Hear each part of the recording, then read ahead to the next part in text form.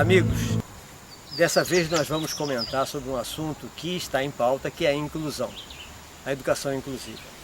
São vários os assuntos ligados à educação inclusiva e hoje está em moda, já que é obrigatório.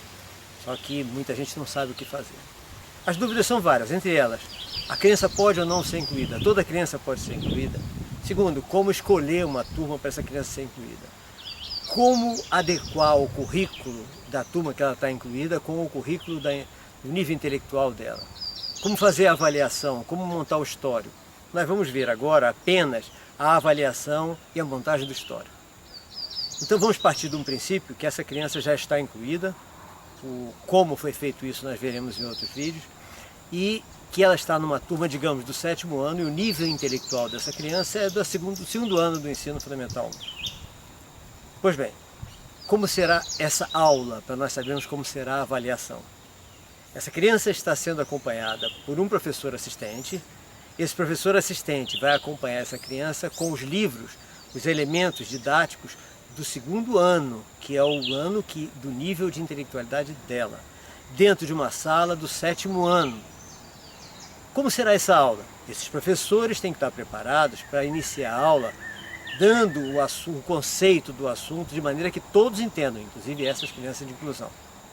Em seguida, esse professor assistente adapta aquele aluno ao nível intelectual dessa criança. Como é isso? Digamos que esse professor seja de geografia, está dando aula sobre regiões do Brasil.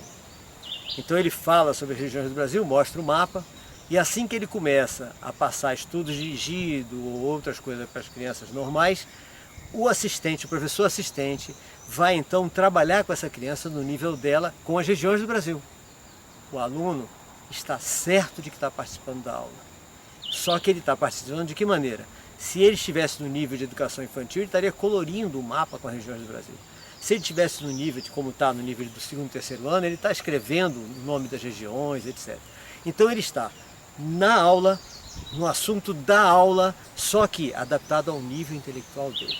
E a avaliação, as avaliações, que devem ser frequentes, serão feitas por esse professor assistente, no nível dele, no nível desse aluno. Então, como é essa oficialização das notas, das médias, dos históricos, dos boletins? Simples.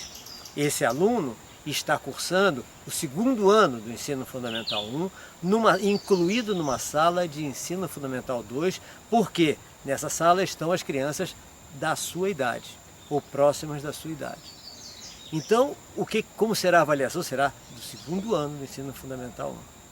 E no boletim, como virá? No histórico escolar, histórico do 2º ano do ensino fundamental 1, com todas as notas, médias, etc., de acompanhamento, e nas observações dizendo, esse aluno é de inclusão, está incluído na sala do ensino fundamental 2, 7º ano, por esse ou aquele motivo.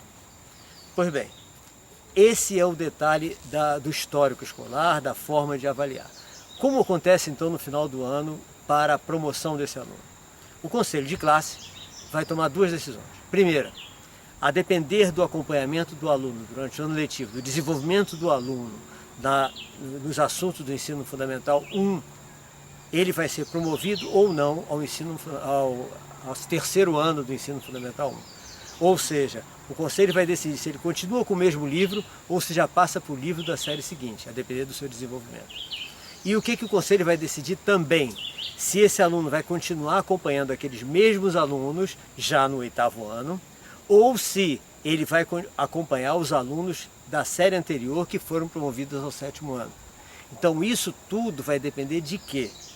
Da empatia desse aluno de inclusão com os seus colegas de classe.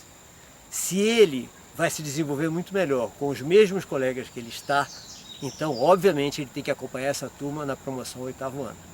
Se ele se dá muito bem com os alunos da próxima turma que vai chegar, é até melhor, porque nós começamos a aproximar o nível intelectual dele com o nível da turma que ele está incluído.